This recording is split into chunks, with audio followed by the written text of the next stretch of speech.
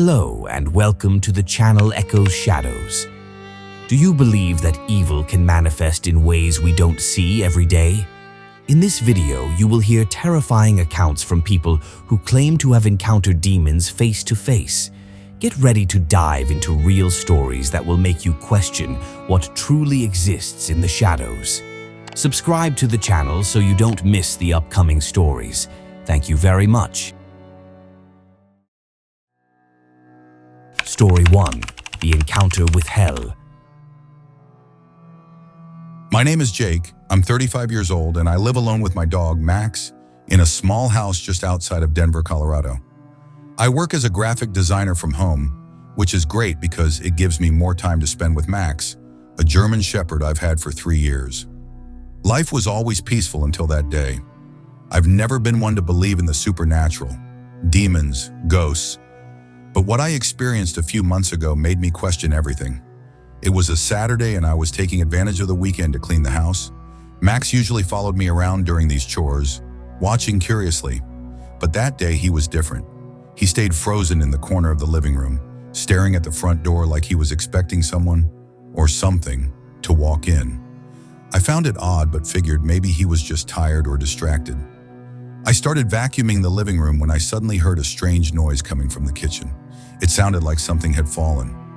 I turned off the vacuum and went to check. When I got there, I saw that the fridge door was wide open and a pot of food that had been on the table was now spilled all over the floor. I found it bizarre because I was sure I'd placed the pot firmly in the center of the table and closed the fridge. But I thought maybe I'd been careless and the wind or some other movement had caused it. I went back to the living room and noticed Max was still in the same spot, staring at the door. I called his name, but he didn't even twitch an ear. He was completely frozen. That's when I felt the air in the house change. You know when the atmosphere feels heavier, like the air itself is closing in on you? I started feeling cold, which made no sense, given it was the middle of summer and Denver was scorching hot. That's when I heard the sound of something dragging in the bedroom. It was like a chair scraping across the floor. I rushed to check, and to my shock, the chair from my desk was turned to face the wall. Again, I tried to make sense of it, thinking maybe I'd bumped it earlier. But when I tried to move it back, something invisible held it in place for a few seconds. I felt resistance, as if someone or something was there, gripping the chair tightly. My heart began racing. It was impossible not to feel fear at that moment, but things were about to get much worse. When I returned to the living room, I saw that Max was completely stiff now. He wasn't just frozen in place. His body was rigid, his eyes still glued to the door, but with his pupils dilated, as if he was seeing something I couldn't. And then, out of nowhere, he started trembling, just a little, like he was trying to fight against some invisible force. I called his name again, louder this time. "Max, come here, boy." Nothing. No reaction at all. I approached him, crouched down in front of him, and that's when I felt a chill crawl down my spine, from the top of my head to my feet. It was as if I was being watched, like something was standing right behind me, though I couldn't see it. Suddenly, the front door slammed open with a bang. At this point, there was no logical explanation for any of it.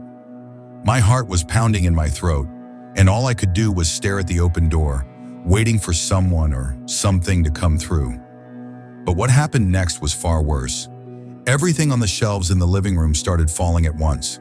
Books, decorations, everything was thrown to the floor as if an unseen hand had swept across them. I stood there paralyzed as everything around me seemed to come to life. I heard a loud crash from the kitchen, like pots and pans were being hurled to the ground. When I looked back at Max, he was lying down, completely stiff.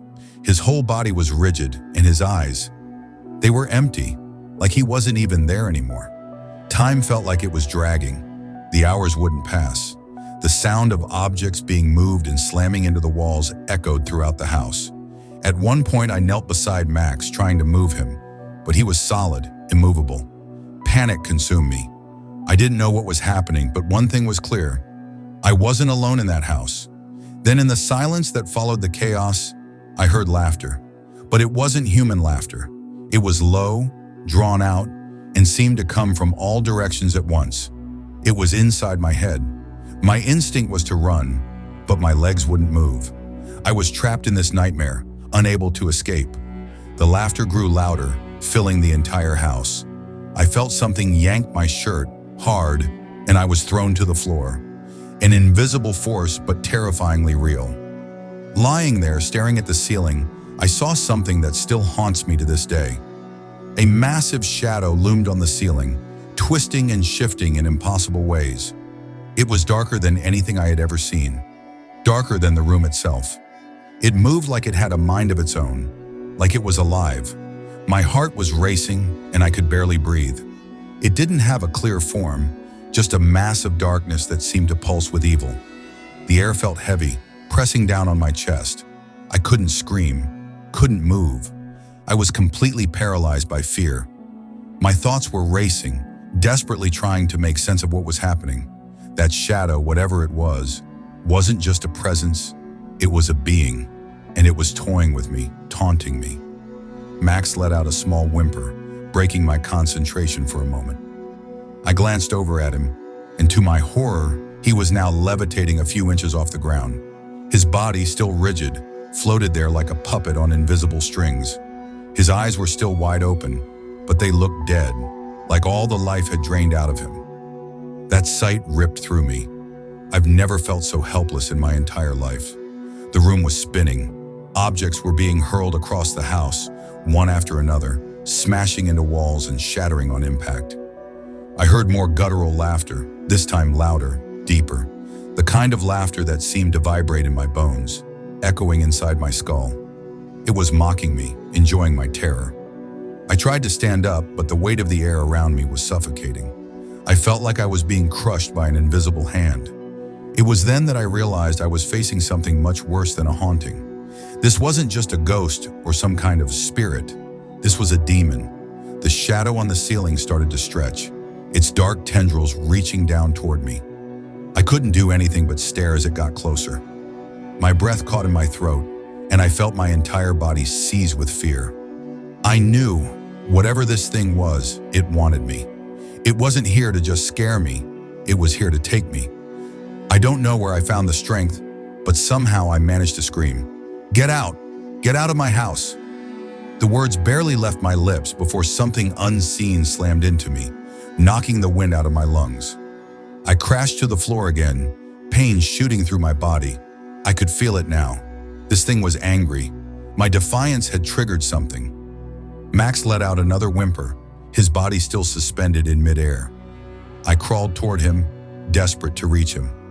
As I got closer, I could feel the energy in the room grow stronger, more malevolent.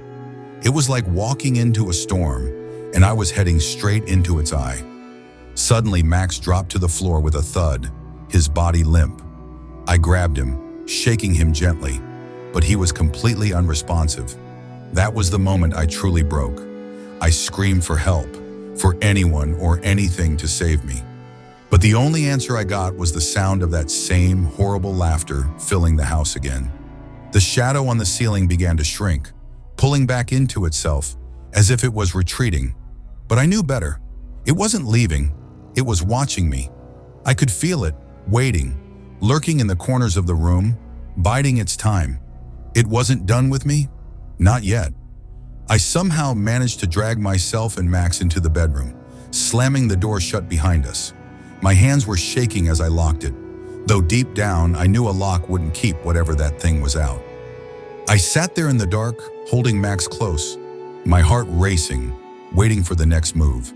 But nothing came. The house was silent. The air was still. For hours I sat there listening for any sound, any sign that it was still there. But all I heard was my own breathing and the pounding of my heart.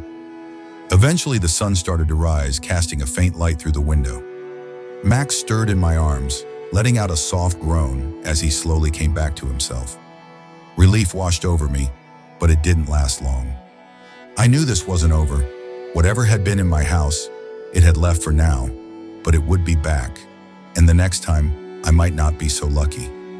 I still live in the same house. I don't know why. Maybe it's because I'm too afraid to leave, too afraid to find out that whatever this thing is, it might follow me wherever I go. Every night I lock my doors, close my windows, and wait. I wait for the sound of something falling, the feeling of cold air, the sound of that twisted laughter echoing through the walls. Because I know it's still watching. Story 2. Dark Reflection. My name is Mark. I'm 29 years old, and what I'm about to tell you happened 6 months ago. I live in a small apartment in downtown Austin, Texas, a busy, noisy place, far from any haunted house cliché you might think of. But that night, nothing felt normal. It was a Friday night, and I had just gotten home from work, exhausted. I drive for a rideshare company, and after almost 12 hours of driving around the city, all I wanted was to take a shower and crash. But what happened that night didn't let me sleep at all. I got home around 11 p.m., walked into my small one-bedroom apartment, and went straight to the bathroom. While I was in the shower, I heard a strange noise coming from the living room, a soft click, like someone messing with the light switch. The problem was, I live alone. I turned off the water and listened carefully. That's when I heard it. Footsteps, slow, deliberate, like someone was walking around in my living room. My heart started pounding. I tried convincing myself it was just noise from the building, maybe one of the neighbors, but it sounded too close, too real. I stepped out of the bathroom, still dripping wet with a towel wrapped around my waist, and walked cautiously to my bedroom door, listening closely. The lights in the living room were off, even though I knew for a fact I had left them on before going into the shower. Something was wrong. I grabbed my phone from the bed, turned on the flashlight, but my battery was down to 3%, barely enough to keep it going. "Hello? Is anyone there?" I called out, trying to sound confident, but my voice shook. The only reply was a sudden, loud bang. But this time, it wasn't coming from the living room. It came from inside my bedroom, behind me. I turned around quickly, and that's when I saw it. The closet door was slightly open. I knew I had closed it earlier. My heart was racing, but I tried to rationalize it. Maybe it was just my exhaustion playing tricks on me. Maybe I didn't actually close the door all the way. But then, the flashlight on my phone flickered and died. The battery was gone. Now I was in complete darkness. That's when the air in the room changed. It became heavy, cold, unnaturally cold for a Texas night in the middle of summer. I started hearing breathing, not my own. It was someone else's. Slow, deliberate, and getting closer. My whole body froze in place. I wanted to run, to move, but it was like I was paralyzed with fear. Then I heard it, a whisper. So faint, yet it cut through the silence like a knife. "Mark." It was my voice, but I hadn't spoken. It was as if I was hearing a distorted version of myself, calling me from somewhere I couldn't see. My instinct told me to run, to get out of there, but I couldn't move. It felt like I was rooted to the spot, held in place by some invisible force. The weight of something, or someone, was behind me, slowly creeping closer. The cold breath on the back of my neck sent shivers down my spine. And then I saw it, in the reflection of the closet mirror, a shadow tall, looming, standing just behind me. It wasn't human, at least not anymore. It was a figure, a mass of darkness that seemed to have taken form. No face, no features, just this dark, overwhelming presence that suffocated the room. The closet door slammed shut. The bang shook me from my frozen state, and I turned, trying to run for the door, but it wouldn't open. No matter how hard I pulled, it wouldn't budge. Someone was holding it shut, and then I felt it, a hand, cold, firm, on my shoulder. Not a gentle touch, but one with purpose, as if to pull me back. My whole body went stiff again, and the only thing I could hear was that same heavy breathing and the whisper louder now. "Mark, you shouldn't be here." The whisper, my voice, but not my voice, seemed to multiply, bouncing off the walls, filling the room with a distorted echo. And then, silence. The weight on my shoulder vanished, the room still cold, but the presence seemed to fade. Slowly I turned around. The shadow was there, standing only a few feet away, staring at me, if it could even stare, without a face. The door behind me unlocked with a click, as if whatever it was giving me permission to leave. I didn't wait. I ran out of the apartment, down the stairs, nearly tripping over myself, my heart racing faster than I could keep up. I didn't stop until I was on the street, breathing heavily, not knowing what to do. That night, I wandered around the city until dawn. I couldn't face going back to that apartment. When I finally did the next morning, the door to my bedroom was wide open, the closet door shut tight as if nothing had happened. But I knew what I had seen, what I had felt. It wasn't my imagination. Something was in that room with me that night, and it knew exactly who I was. Since then, I haven't been the same. Whenever I'm alone, I feel its presence, like it's still watching, waiting. I don't know what it wants or why it's following me, but I have a feeling that one day it'll come back, and when it does, it might not let me leave so easily. Story 3. Red Eyes in the Darkness. My name is Jake, and I'm going to tell you a story that still gives me chills. Something that happened a few years ago during a camping trip with 3 friends. We lived in Grand Rapids, Michigan, and had been friends since high school. Me, Mike, Sarah, and Dave always enjoyed hiking and camping. That day we decided to go somewhere more isolated, different from the usual spots. We picked a patch of forest near the Manistee National Forest, not too far from the city, but far enough to disconnect from everything. I was working as an IT technician at the time, and in my free time, I liked exploring new places. I always thought nature brought a certain peace, but little did I know that night would completely change my view on it. We arrived around 4 p.m., set up our tents near a small stream, and right away we felt that the place had a strange vibe. Sarah even joked, "Imagine if this place was haunted." We laughed because it was the kind of joke we always made. It wasn't supposed to be taken seriously, you know? But as night fell, things started to feel different. After eating, we sat around the campfire, just chatting. Mike, who was the bravest of the group, told a scary story. He loved doing that, but honestly, none of us really believed in the things he talked about. But that night, the feeling was different, like the air was thick, kind of heavy. I started feeling uneasy, a chill running up my spine, but I tried to ignore it. After all, we were deep in the woods, and it's normal to feel a bit scared. But that discomfort didn't go away, and I noticed the others were feeling weird too. Dave, who was usually the calmest, kept staring into the darkness with an expression I'd never seen on him before.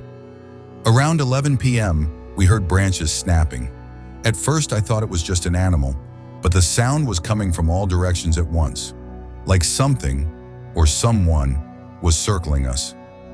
"You think it's a big animal?" I asked, trying not to show that I was scared.